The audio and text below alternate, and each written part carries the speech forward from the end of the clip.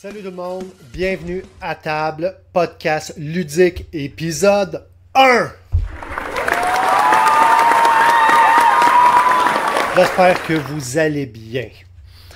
Moi c'est Eric, puis on va passer la prochaine heure-ish ensemble à jaser ludique, à jaser de différents sujets qui vont venir à l'esprit en fonction de comment qu'on le feel.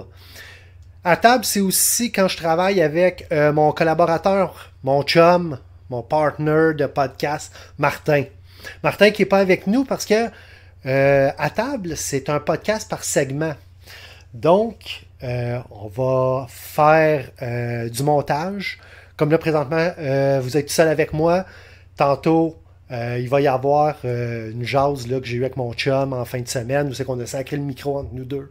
On a commencé avec un sujet de départ. Puis, ça a été comme deux chums qui jasent avec un café un samedi matin. Ça a été un petit peu n'importe où avec des fois des sujets qu'on n'a pas vraiment closés. Mais, c'est pas grave, ça nous permet après ça de revenir au prochain podcast puis pouvoir attacher là, ces fils là, qu'on a laissés lousses comme ça. Donc, ouais, c'est ça à table. Ça va être par segment. Aujourd'hui, c'est la présentation. Je vous dis un petit peu qui je suis comme gamer. Je vais vous présenter Martin. Puis après ça, on va faire un segue pour notre enregistrement. Ça veut dire que vous allez remarquer aussi que la qualité d'enregistrement n'est pas toujours égale. Parce que Martin utilise ses équipements, moi j'utilise les miens. On va essayer d'égaliser tout ça, mais c'est pas grave. Là, l'idée, c'est qu'on ait du bon temps ensemble. L'idée du podcast aussi, c'est on veut pas que ce soit un podcast qui dure 3 heures, qui finit plus de finir. Moi, j'aime bien l'idée, là, 1 heure, 1 heure et demie. Mettons 1 heure et demie, là, c'est 3 quarts d'heure 2 fois. C'est le temps que ça te prend pour aller travailler puis revenir. Ça veut dire qu'on t'accompagne dans ton char. On peut t'accompagner pendant que tu fais ta vaisselle, pendant que tu fais tes choses chez vous. On espère que nos échanges vont te donner le goût de chialer avec nous autres dans le char. Ça veut dire comment que on a donc raison, ou nous dire comment qu'on est épais, puis que vous êtes donc pas d'accord. Puis selon les plateformes, au début, on va se mettre surtout sur YouTube puis sur Spotify. Donc, selon les plateformes où vous allez nous pogner, et selon les commentaires qu'on va avoir, ben, ça va nous permettre d'échanger, de vous donner la rétro, puis d'enregistrer en fonction de ces différentes interventions-là que vous allez nous faire pour qu'on puisse, après ça, jaser avec vous autres, vous nommer, puis faire avancer pour que ça devienne quelque chose de le fun qu'on puisse faire ensemble. Donc, trêve de présentation sur c'est quoi à table, un podcast. On n'est pas les premiers qui le fait. On ne serait sûrement pas les derniers. Donc, ça va être ça. Moi, je suis qui? Moi, c'est à titre de rappel, moi, c'est Eric. Je suis qui, moi, comme gamer? Moi, j'ai commencé à gamer là, autour de 2016.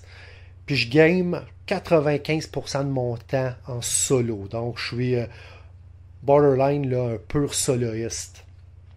J'aime les jeux avec des modes solo. Si un jeu n'a pas de mode solo, c'est rare que je vais même l'essayer. Si on me le présente, ça va me faire plaisir de l'essayer. Mais moi, faire l'acquisition d'un jeu qui n'a pas de mode solo dédié, c'est très rare. J'ai quelques pépites dans mon armoire, mais sinon, je ne m'enfarge pas avec ça. Pour moi, il y a trop de belles productions, puis on ne peut pas tout essayer. Je préfère surtout les jeux midweight. En ce moment, il y a un gros buzz sur les Heavy Euros. Les euros qui sont lourds, ceux qui prennent de la place, ceux qui ont des morceaux. Tu sais, la boîte Ticket to Ride qui est remplie là, jusqu'au bout, qui fait un petit peu là, que le couvert il lift un peu, puis ça te prend une demi-heure à mettre ça à la table, 3 quarts d'heure à ramasser pour tout classer. C'est moins mon genre. Je l'ai déjà été. Mais après une journée de travail, j'ai pas le goût de m'enfarger à tout installer puis ramasser ça. C'est beaucoup trop long. L'espace de décision aussi que je trouve très épuisante pour l'esprit. Fait que moi, je préfère les midweight. je suis plus euro que coop. Au début, je serais porté à dire que peut-être comme bien des soloistes débutants, j'ai commencé beaucoup avec les coops, mais aujourd'hui, je suis plus euro-ish. Donc, ben, tantôt, on va le voir avec mes jeux préférés. Vous allez comprendre un peu quand je dis euro-ish. J'aime beaucoup ce qu'on appelle les hidden gems ou les jeux qui sont pas populaires. Essentiellement, j'aime fouiller sur Marketplace, trouver un jeu qui a l'air d'être 6.8, 7, puis voir c'est quoi la vraie histoire derrière ça, parce qu'il y a beaucoup des fois de scoring, du hate scoring, là. Donc les gens qui pour une raison ou d'une autre sont frustrés de leur Kickstarter, la production est arrivée, il manquait 3 tokens, fait qu'ils ont décidé de mettre un 2. Des fois, le score, là, ça veut tellement rien dire, ou sinon, ça va être certains jeux qui ont eu un gros buzz, où la compagnie de production a bien des chums, puis ils ont tout scoré ça, du 8, du 9, du 10. Ok, c'est cool. Moi, j'aime ça, les Hidden Gems. Puis je suis du genre, en termes de pièces, là, j'étais un fan des cubes de bois, j'étais un fan des standees. Moi, les minis, ça me fait pas capoter. Là. J'en ai peut-être 2 jeux là, qui en ont des minis gris, qui coûtent cher, qui prennent de la place. Moi, là, un bon standees en carton là, qui me donne 100% de l'expérience à moitié du prix. Là, t'es dans mon genre de jeu. Donc, pour te donner une idée un peu, moi, ce que j'aime jouer. Mon premier vrai buzz de jeu, là. Fait que pas le premier que j'ai acheté quand ma collection avait un jeu, c'est rien que celui-là que je jouais, mais le premier que j'ai fait, ok, là, je viens de le pogner pour vrai, Terraforming Mars, Core Box. Là, j'ai toutes les expansions, là, c'est comme le jeu où c'est que je mets tout ce que je peux dedans, mais Core Box, Terraforming Mars, il est trippant. Il est trippant pourquoi? Parce qu'il n'y a pas beaucoup de règlements. D'ailleurs, le livre de règlement, il fit sa table. Là. C'est pas comme un panneau de J-Proc de 4x8 que tu es obligé d'ouvrir, puis ça te prend une pièce dédiée à ton livre de règlement. Là. Le livre, il fit sur ta table, à côté du board, à côté de tes pièces. Il n'est pas difficile à apprendre. Puis franchement, là, moi, il est vraiment cool. Toujours en mode solo. J'ai joué en multiplayer, puis je comprends les gens qui disent que Terraforming Mars, c'est long et c'est plate parce qu'il y a des périodes de pause, il y en a.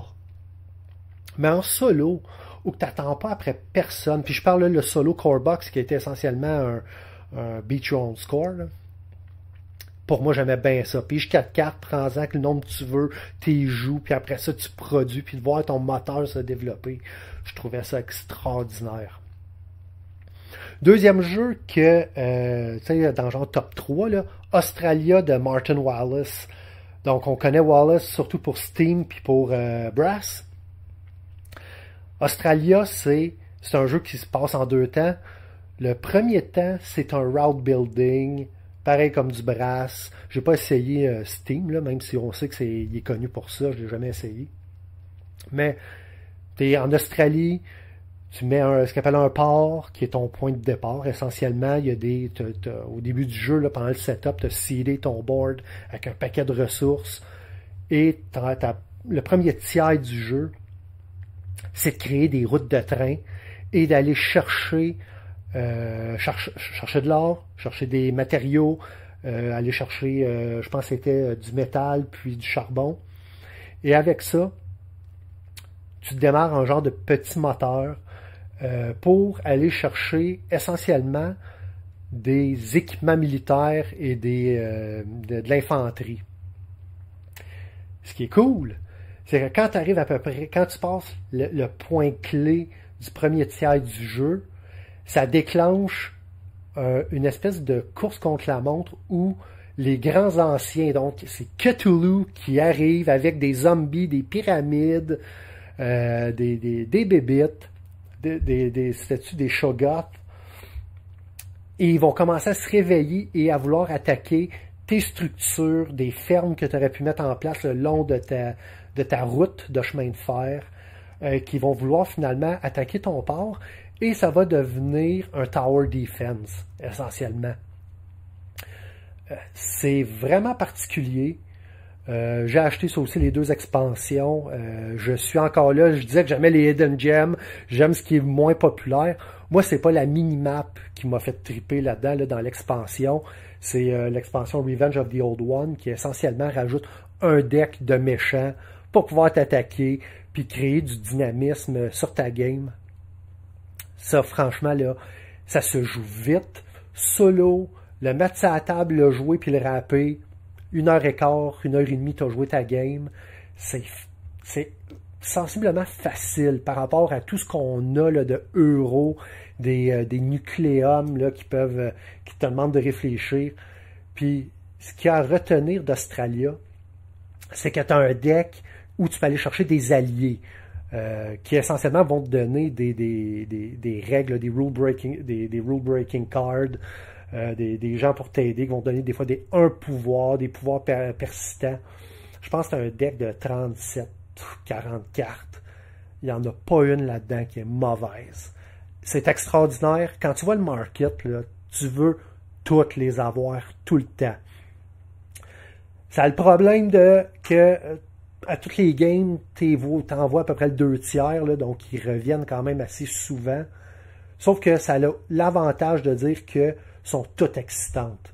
Qui est un peu le problème des fois avec les decks de cartes qui finissent plus, là, comme Earth, là, Maxime, là, qui a fait un travail monumental là, de faire un méga deck, mais c'est plate, mais pour moi, comme solo gamer, sont pas toutes excitantes. Il y en a une qui te coûte 3 terres, puis elle va te donner 4 foins. L'autre, elle va te coûter 2 terres, mais elle te donne juste 3 foins. C'est essentiellement une relation 1 pour 1 sur bien des cartes. Puis moi, je trouvais pas ça très excitant. Dans le cas d'Australia, ces decks de cartes sont le fun, sont tripants, puis moi, j'aimais ça. 3e jeu que j'aime beaucoup, qui est un autre, je dirais pas un hidden gem, mais un jeu impopulaire. C'est un jeu du gars vert qui commence par F. Freedom and Freeze. Freedom and Freeze, il est connu pour quoi? Il est connu pour Friday. Il est connu pour Power Grid. Power Grid, là, mettons que mon allemand il est loin en arrière, mais en allemand, Power Grid commençait aussi par un F. Il y a eu Findorf, dernièrement, qui est ressorti, qui a connu quand même une bonne popularité pour les tripeux de Freedom and Freeze. Moi, ça a été Fireum, sa production précédente. Quand tu regardes le jeu, là, il est laid, mais écoute, ça n'a pas de bon sens. Tu as l'impression que c'est une version alpha. Tu peux pas croire que c'est ça le artwork final, puis les composantes finales. Mais pourquoi qu'il est le fun? Je trouve que c'est la meilleure distillation de SimCity. Tu pars, le board est vide et tu bâtis des villages, des villes, des routes, des commerces. C'est très... c'est quoi le terme là, pour dire que c'est très abstrait. Donc, il faut que tu aimes les pièces de bois, il faut que tu aimes l'abstraction, puis quand tu commences à mettre tes pièces au début, tu fais « voyons donc, je le comprends pas ». Mais quand ta game dure 1h30, il y a un moment donné, puis tu le finis, puis tu regardes l'état de la map, ben étonnamment, tu vois ta ville. Tu vois ton réseau de routes, de ponts, de commerce avec des expansions, et c'est vraiment fantastique. C'est fantastique pour un jeu dont la qualité de production n'est pas extraordinaire. Il n'y a aucune mini, il n'y a rien. Tu as l'impression à la limite, puis c'est un petit peu, je trouve, le défaut des jeux de Freedom and Freeze. Tu as l'impression qu'il a trouvé des morceaux de gaming dans une friperie. Il a tout sacré ça dans la boîte. Il a fait, c'est beau, j'ai fini la job, suivant en ex, on va vendre ça 60$. Mais, OK, il faut quand même que je dise de quoi, là. En solo, il est pas pire. C'est un beat your own score. Je vais me faire là, une petite plug à moi-même. J'ai créé un mode solo, j'ai créé un automa qui est disponible sur BGG. Puis plus jamais je vais jouer à Fireum solo sans mon propre mode solo à moi que j'ai fait. Parce que l'automa va venir créer, comme tous les automas, créer du chaos sur le board. Il y a un deck de cartes là, parce que c'est un deck construction card puis un end management au niveau de tes stratégies. Il va venir te voler des cartes, il va venir placer des pions là où tu aurais des opportunités de pointage. Donc, Mais c'est la démonstration que je l'ai bien aimé, ce jeu-là, FiOM. Pourquoi? Parce que j'ai pris le temps de développer quelque chose. Donc, Terraforming Mars, Australia, FiOM. Donc, on a un Engine Builder, on a un Route Building, puis on a un SimCity. Fait que quand je dis euro-ish, c'est un peu ça. J'ai déjà été plus pur euro, là, donc les Castle of Burgundy, puis ces trucs-là. Mais je suis plus dans cette classe de jeu-là. Puis à travers les différents podcasts, vous allez finir par découvrir un petit peu c'est quoi que j'aime là-dedans. Mon partner Martin, lui, c'est qui comme gamer? Martin, c'est, puis il va trouver ça drôle que je dis ça, là, parce qu'il va dire, non, j'en ai des petits, c'est le gars des gros jeux. C'est le gars qui va backer des Kickstarter all-in avec des boîtes et des boîtes. C'est un jeu, là, je pense qu'il va en parler tantôt, là, de Apocalypse, je sais plus quoi, là. Je pense que son all-in prend 3 casiers de Kallax au complet. C'est écœurant, là. On va avoir une discussion tantôt sur Dawn of Madness. Il a pris, là, je sais pas si c'est le all-in, mais il a pris celui avec les mini, ces 2 grosses boîtes, là. Donc, chaque boîte est plus gros qu'un Nemesis, là, de Awakened Realm. Fait que c'est de la méga production. Lui, c'est ça qui l'allume. Il aime les jeux avec des présences de table qui sont extraordinaires. Puis les jeux qui vont y compter une histoire. Même si c'est un euro, il aime ça quand ça compte une histoire. Bien qu'il aime plein de choses, il aime des euros, il aime plein de choses, mais quand tu regardes sa ludothèque, c'est le gars des gros jeux. C'est le gars qui aime beaucoup les jeux complexes. Je crois, là, si je ne me trompe pas, que un de ses jeux préférés, c'est High Frontier de Phil Eklund, qui est aussi connu là, pour ses... C'était-tu la série BIOS ou Origin, là, où c'est qu'il y avait un Greenland, Genesis, Origin. Donc, des trucs là, qui demandent de la lecture, de la concentration pour pouvoir rentrer dedans et les apprécier à leur juste valeur. Puis contrairement à moi quand je joue solo, je vous l'ai dit, ça me prend un automa, ça me prend un beat your own score, ça me prend quelque chose qui vient out of the box. Martin, c'est un gars qui n'a pas de misère à jouer plusieurs mains en simultané avec la théorie du meilleur move par joueur. Donc, on voit qu'on est 2 gamers très différents qui va expliquer un peu le genre d'échange qu'on va être capable d'avoir comme gamer. Et Martin, tantôt, lors de notre échange, il va l'expliquer, il va le présenter un petit peu. C'est quoi son top 3, qui est d'ailleurs un excellent segue pour dire on y va.